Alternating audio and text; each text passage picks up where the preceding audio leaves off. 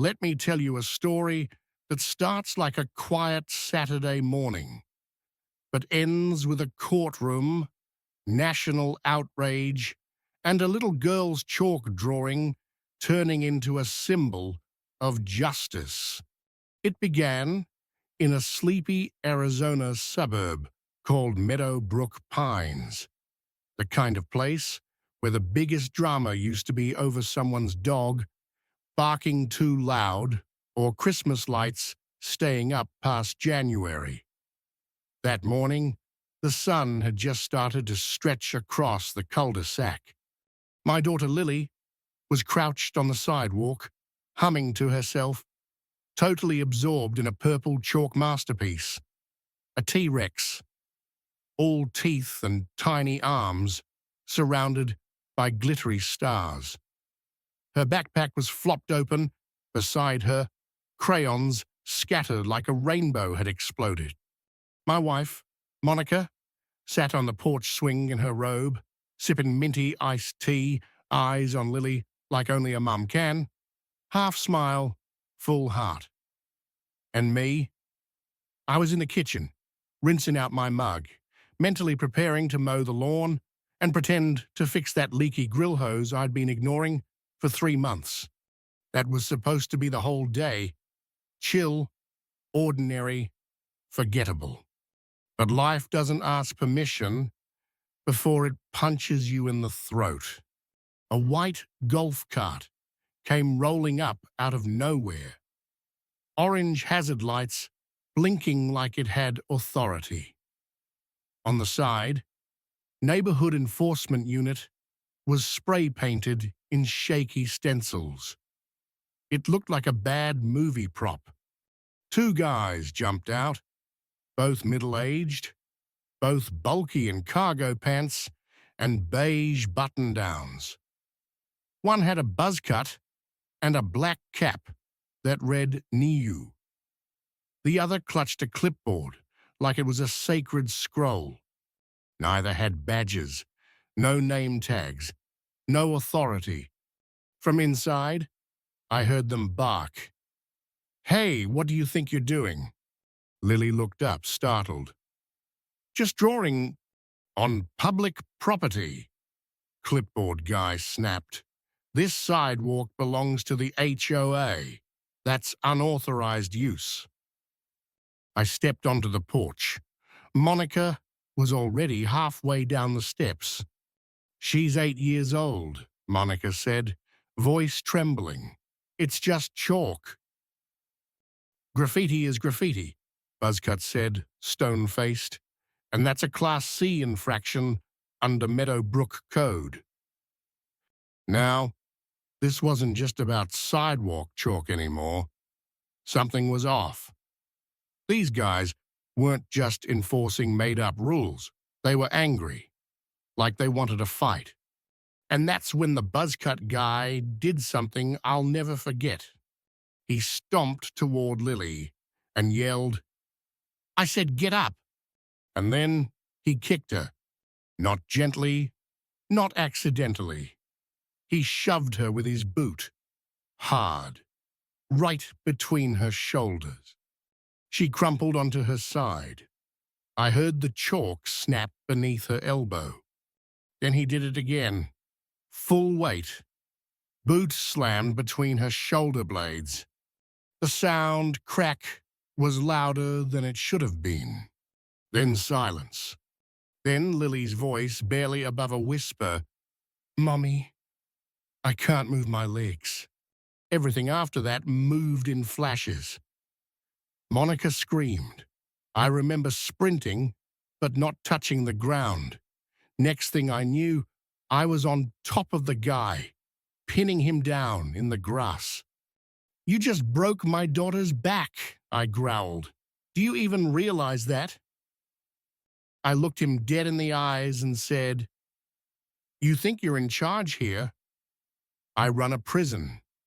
And guess where you're going?" His eyes finally showed something besides fake power. Real fear. Siren wails echoed from blocks away.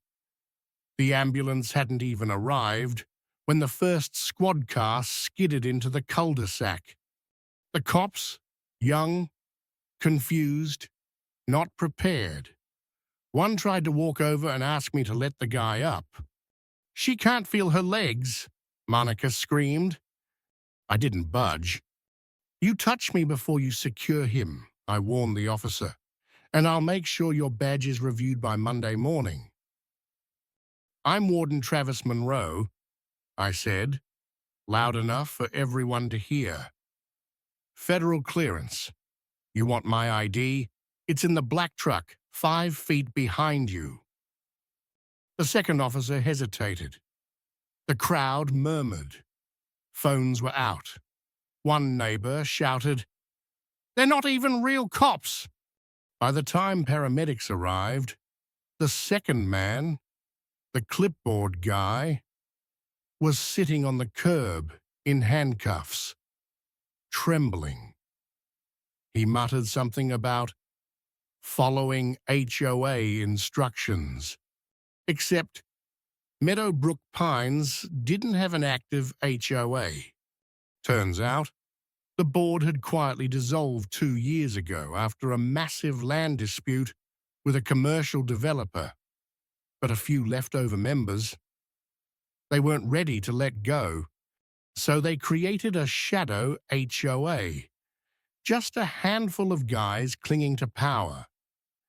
They made their own violation notices, set up a fake website, even photoshopped inspection forms. And the community, half the residents just went along with it. Fear of conflict, fear of fines, wanting to keep the peace. Until Lily, she was rushed into emergency spinal surgery, compression fracture, incomplete paraplegia. They said there was hope, but no promises. That night, I sat next to her hospital bed while Monica prayed, for the first time in a decade. I didn't pray. I planned. By morning, the story had hit local news.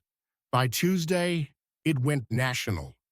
And when the media found out who I was, that I was the warden of Copper Ridge State Penitentiary, the very place these men would be processed through, let's just say the irony didn't go unnoticed.